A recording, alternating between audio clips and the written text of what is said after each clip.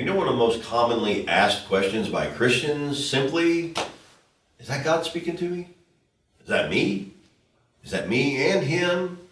Trying to figure out whether or not it's actually God speaking. How does God speak? When does God speak? Is that really God? Man, sometimes that's a challenge. You know, because life is real around us, and sometimes, you know, even our own thoughts and our own heart, you know, it may be, you know, right on, but sometimes it's hard to distinguish between the two. And honestly, it's something that we as Christians should really try to do. Now, I will tell you this, a couple of tests, if you will. Is that God? Well, if it doesn't line up with God's word, it's not God.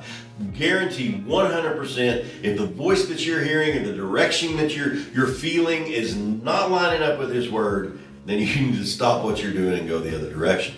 A lot of times, though, we get in those situations to where it does kind of line up, and we're left with that struggle. Man, is that just me, or is that just God?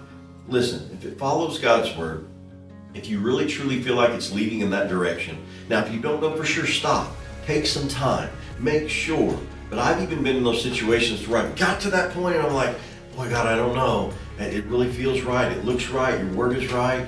In those instances, this is what I believe. Ultimately, yeah, you got to follow God's will, but he also knows my heart.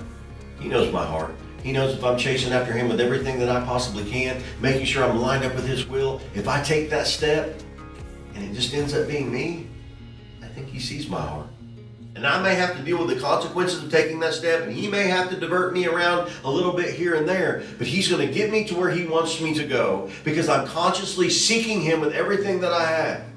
God will speak to you. He will speak aloud to you at times. Sometimes it will be silent. You'll have to stop and close your ears to the hustle and bustle of this world.